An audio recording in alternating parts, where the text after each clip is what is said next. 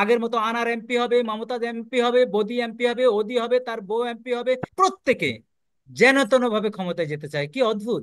আপনি আপনি এই জনগণের ম্যান্ডেটের উপর ভরসা না করে আপনি পার্শ্ববর্তী দেশের লোক, এই যে অমিত শাহের কাছে আমাদের রাজনৈতিক দলের নেতারা, ও মাই গড, কিভাবে দাঁড়িয়ে থাকে। আমার একটা বাক্য মনে পড়লো এই যে আলোচনা শুনতে শুনতে কর্নেল সাহেবের, বলছে hit the iron when it is hot.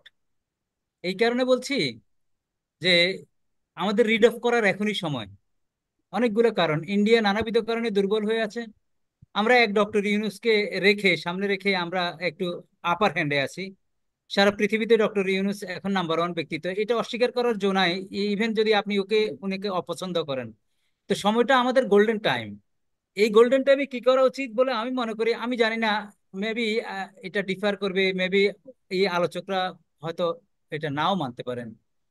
যদি একটা প্রতিরক্ষা চুক্তি চুক্তি চায়নার সাথে হয়ে যায়, যদি চায়নাকে দিয়ে তিস্তা ব্যারেজের কাজ শুরু করা যায়, যদি ফারাক্কার একটা বিকল্প করা যায়, যদি সেভেন সিস্টারের আবার আরেকটা আলোচনা ন্যারেটিভ যদি মাঠে ছেড়ে দেওয়া যায়, এই সময়টা যদি আমরা কাজে লাগাতে না পারি, এই সময়টাতে যদি আমরা আমাদের হিসাব নিকাশ, আমাদের যে পানির হিস্সা, আমাদের যা যা কিছু আছে বড়, যদি আমরা না করতে পারি, যদি আমরা একটা বড় সিপোর্ট ওদের সাহায্য ছাড়া যদি করে ফেলতে না পারি, তাহলে আমার দুঃখ দুর্দশা থাকবে। এবার আসেন আমাদের ইন্টারনাল পলিটিক্সের কথা। আমার কষ্ট লাগে এখনো, এখনো ইলেকশন ইলেকশন ইলেকশন ইলেকশন খেলা চলতেছে, ইলেকশন ইলেকশন ইলেকশন নিয়ে কথা হচ্ছে এখনো। আমরা সবচেয়ে কষ্ট লাগে কি জানেন?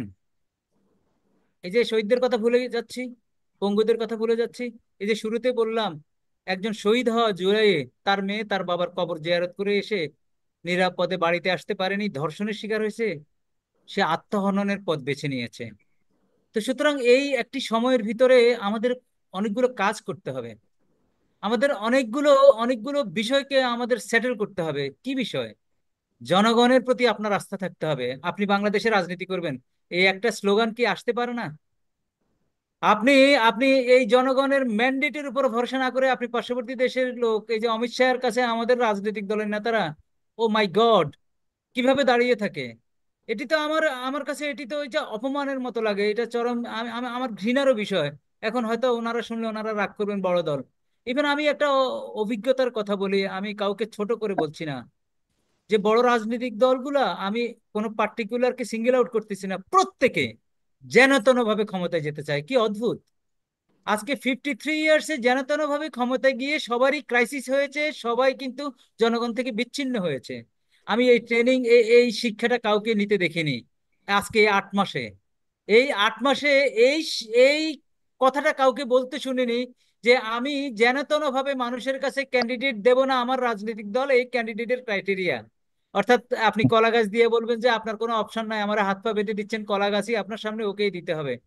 আমি আজ পর্যন্ত এখনো শুনিনি যে এই গত 3 টার্মের ইলেকশনে যারা যারা ম্যানিপুলেট করেছে, যারা যারা এই বাদে বন্দোবস্তের দিকে আমাদেরকে নিয়েছে, তাদের বিচারের জন্য একটা মামলাও করেনি, বিচারের কথাও বলেনি, বরঞ্চ তারা বলছে যে জাতীয় সংসদ নির্বাচনের আগে কোনো ভোট হবে না। আমি শঙ্কিত যে যেই বন্দোবস্তে 20 বছর যাবত কোনো ছেলে, কোনো ভোটার, কোনো মেয়ে ভোট দিতে পারেনি, এবং ভোটের ব্যাপারে তাদের শঙ্কা যে এই ভোট কেন্দ্রে যাওয়াটা অনিরাপদ, এটাই তারা দেখিয়ে এসেছে।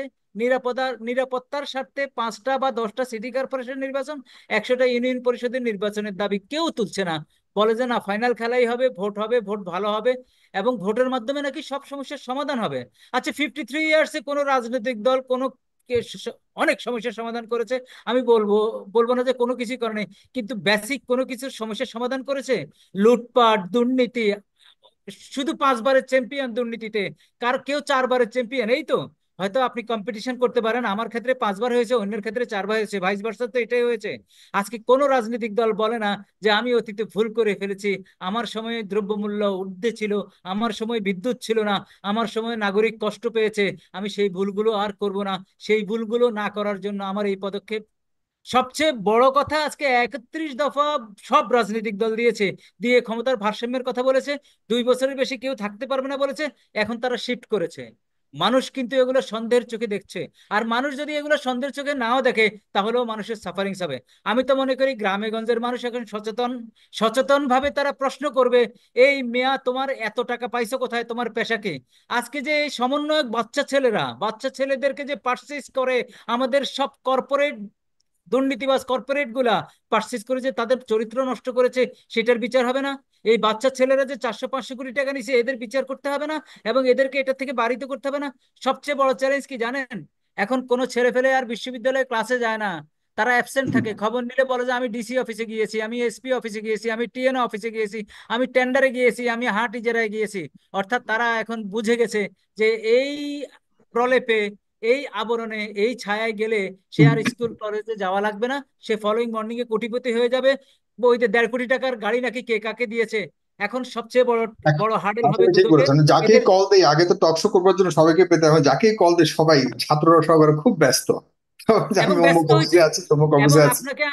আপনাকে আমি বলতেছি, দায়িত্ব নিয়ে ব্যস্ত হচ্ছে শুধু টাকা কামাই। তদবিরও ভালো জিনিস, তদবির ভালো তদবির হয়, কিন্তু টাকা কামানোর তদবির ব্যস্ত। এখন দুদকের কাছে আপনার সই আবেদন করব, যদি বাংলাদেশকে যদি মিনিমাম একটা সভ্য দেশে, মিনিমাম একটা দুর্নীতিমুক্ত দেশে যদি আপনি নিয়ে যেতে চান, এই দুদককে শক্তিশালী করে দুদকে যারা আছেন এই নব্য 5-7 জনের বিচার শুরু করে দেওয়া উচিত। আর আসিফ ভুঁইয়াকে আমি ধন্যবাদ জানাই, তার স্টাফের বিরুদ্ধে সে লিখিতভাবে দুদককে বলছে তদন্ত করতে। তদন্ত নাকি শুরু হয়েছে। আমার হুম। কথা হলো, এক্সাম্পলারি পানিশমেন্ট যতদিন পর্যন্ত আপনি নিশ্চিত না করবেন, ততদিন পর্যন্ত সাগর ভাই, আপনি, আমি, কর্নেল সাহেব, জেনারেল সাহেব, মেজর সাহেবরা কথা বলে যাব, কোনো কিছুর পরিবর্তন হবে না। বন্দোবস্ত বন্দোবস্তই থেকে যাবে। ওই যে আমাদের সিটিজেনকে রাজনৈতিক দলের নেতারা ওই যে চাকর বাকর কামলার মতো ব্যবহার করবে। আর যতদিন পর্যন্ত জনগণ তাদের চোখে চোখ রেখে কথা না বলবে, তুমি যদি আমার ম্যান্ডেটের উপর তোয়াক্কা না করে যদি বিদেশি প্রভুর কাছে যাও, তোমাকে আমরা বয়কট করলাম, এরকম যদি আওয়াজ না উঠে, আর যদি আওয়াজ এরকম না উঠে, এই মিয়া তোমার প্রফেশন কি, যারা ক্যান্ডিডেট হয়ে যাবে, এই প্রশ্নের মুখোমুখি যদি না করা যায়, তাহলে ততই বচা হবে। আগের মতো আনার এমপি হবে, মমতাজ এমপি হবে, বদি এমপি হবে, ওদি হবে, তার বউ এমপি হবে। কোনো রিডিং পরিবর্তন পড়তে হবে পারে না, না কোনো এরকম লোক পরিবর্তন। এই এমপি জন্য হবে। আমাদের সুতরাং আমাদেরকে আবারও কথা বলতে হবে, কন্টিনিউয়াসলি কথা বলে যেতে হবে আমরা যেই দেশের জন্য চেয়েছি। কারণ তাহলে তো আর আওয়ামী লীগের দোষ, আওয়ামী লীগের কি দোষ ছিল?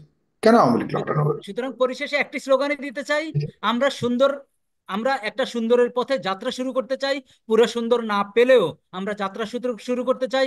আমরা এই শুভর বাংলাদেশ চাই, সুন্দরের বাংলাদেশ চাই।